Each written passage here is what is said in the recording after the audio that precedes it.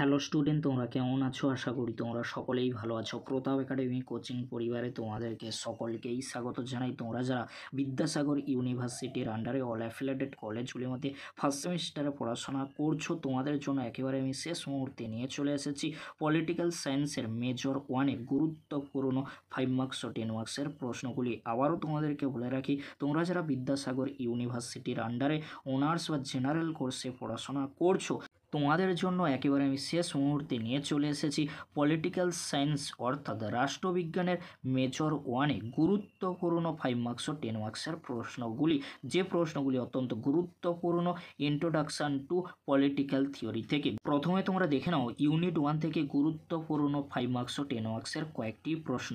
First প্রশ্ন, রাষ্ট্রবিজ্ঞানের প্রকৃতি ও বিষয়বস্তু আলোচনা করো।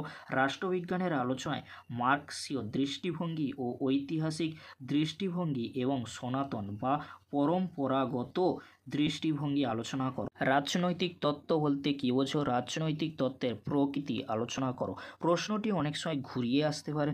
রাজনীতির অর্থ ও প্রকৃতি বা বৈশিষ্ট্য সম্পর্কে আলোচনা করো। প্রশ্নগুলি 5 অথবা 10 জন্য অত্যন্ত গুরুত্বপূর্ণ। নেক্সট প্রশ্ন কি রয়েছে তোমরা দেখে নাও। রাজনীতি কাকে বলে? রাজনীতির আলোচনায় মার্ক্সীয় ও সাবেকি দৃষ্টিভঙ্গি লেখো। প্রশ্নটি রিপিট হয়েছে, বাট তোমাদেরকে বলবো মার্ক্সীয় ও সাবেকি দৃষ্টিভঙ্গি ভালো করে তোমরা দেখে রাখবে। রাজনীতি ও রাষ্ট্রবিজ্ঞানের মধ্যে পার্থক্য নির্দেশ করো। রাজনৈতিক তত্ত্বের ভূমিকা ও অবসানের কারণগুলি লেখো। আমরা কেন রাজনীতি অধ্যয়ন করি এবং এর তাৎপর্য নির্দেশ করো। আচরণবাদ কি? রাজনীতি অধ্যয়নে অভিজ্ঞতামূলক পদ্ধতি আলোচনা করো। প্রশ্নগুলি কিন্তু খুবই গুরুত্বপূর্ণ 5 অথবা 10 জন্য। এবারে তোমরা দেখে নাও ইউনিট 2 থেকে গুরুত্বপূর্ণ 5 মার্কস ও 10 মার্কসের কয়েকটি প্রশ্ন। ফার্স্ট প্রশ্ন, গণতন্ত্র কাকে বলে? বৈশিষ্ট্য, শ্রেণীবিভাগ এবং গণতন্ত্রের সাফল্যের শর্তগুলি লেখো। গণতন্ত্র ও একনায়কতন্ত্রের মধ্যে পার্থক্য লেখো। উদারনৈতিক গণতন্ত্র ও সময়তান্ত্রিক গণতন্ত্রের মধ্যে পার্থক্য লেখো। উদারনৈতিক গণতন্ত্রের বৈশিষ্ট্যগুলি লেখো। নেক্সট প্রশ্ন কি রয়েছে তোমরা দেখে নাও। গণতন্ত্রের পক্ষে ও বিপক্ষে যুক্তি লেখো। প্রত্যক্ষ গণতন্ত্র বলতে কী বোঝো? এর সুবিধা ও অসুবিধাগুলি লেখো। স্বাধীনতা কাকে বলে? স্বাধীনতার বিভিন্ন রূপ ও প্রকৃতি সম্পর্কে আলোচনা করো। সাম্য বা সমতা কাকে বলে? সাম্যের প্রকৃতি, বৈশিষ্ট্য, রূপ, ভেদ লেখো। সাম্য ও স্বাধীনতার পার্থক্য বা সম্পর্ক লেখো। এবারে তোমরা দেখে নাও ইউনিট 3 থেকে গুরুত্বপূর্ণ 5 মার্কস ও 10 মার্কসের কয়েকটি প্রশ্ন। ফার্স্ট প্রশ্ন, অধিকার ও কর্তব্যের মধ্যে সম্পর্ক লেখো। অধিকারের সংজ্ঞা, বিভিন্ন রূপ ও প্রকৃতি সম্পর্কে লেখো। আধুনিক রাষ্ট্রের নাগরিকদের অর্থনৈতিক ও রাজনৈতিক অধিকারগুলি লেখো। নাগরিকতা বিলুপ্তির কারণগুলি লেখো। নেক্সট প্রশ্ন কি রয়েছে তোমরা দেখে নাও। নাগরিক ও নাগরিকত্ব বা নাগরিকতার সংজ্ঞা দাও। নাগরিকত্ব বা নাগরিকতা অর্জনের পদ্ধতিগুলি লেখো।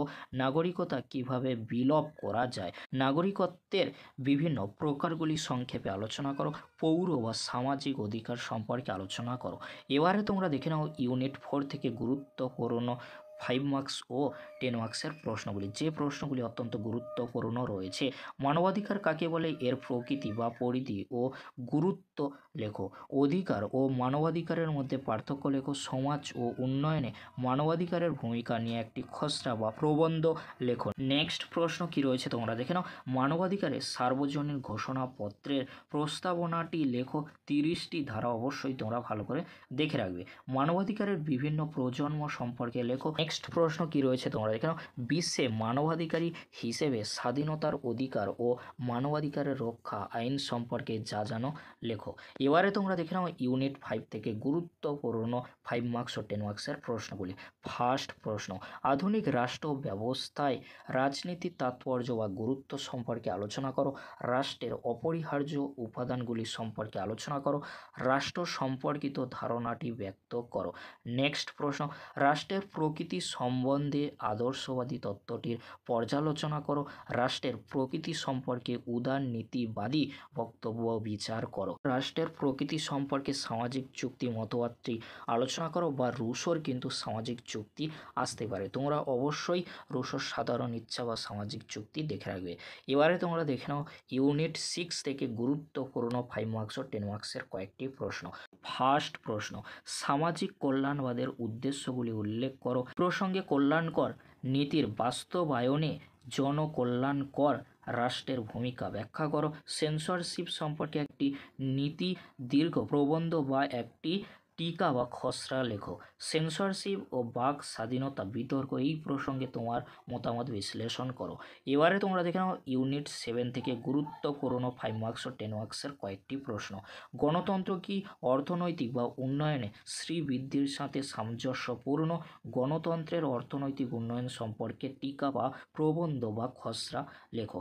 এবারে তোমরা দেখে নাও ইউনিট 8 থেকে, অর্থাৎ তোমাদের 8টি ইউনিট রয়েছে, 8টি ইউনিটের লাস্ট যে প্রশ্নগুলি রয়েছে ইউনিট 8 থেকে প্রশ্নগুলি তোমরা দেখে নাও। ন্যায় ধারণা সম্পর্কে সংক্ষেপে আলোচনা করো। প্রশ্নটি অনেক সময় ঘুরিয়ে আসতে পারে। ন্যায় ধারণার অর্থ ও প্রকৃতি বা বৈশিষ্ট্য সম্পর্কে আলোচনা করো। ন্যায় বিচার কাকে বলে? ন্যায় বিচার সম্বন্ধে রলসের ধারণাটি ব্যাখ্যা করো। ন্যায় বিচার বলতে কী বোঝো? ন্যায় বিচারে প্রধান সমস্যা বা বাধাগুলি আলোচনা করো। সুরক্ষামূলক বৈষম্য বলতে কী বোঝো? প্রতিরক্ষামূলক বৈষম্য বা ন্যায্যতা সম্পর্ক বিশ্লেষণ করো। এই প্রশ্নগুলি তোমরা ভালো করে রেডি করে যাও। অবশ্যই তোমরা এখান থেকে সমস্ত প্রশ্নগুলি অনার্স বা তোমরা যারা জেনারেল কোর্সে পড়াশোনা করছো, মেজর 1 পেপারটি রয়েছে, সবাই এই পেপারটি নিয়ে চিন্তামুক্ত থাকবে। ভিডিওটি আজকের এখানে শেষ করেছি। পরবর্তীতে দেখা হচ্ছে নেক্সট ভিডিওতে। ভিডিওটি দেখার জন্য তোমাদেরকে অসংখ্য ধন্যবাদ।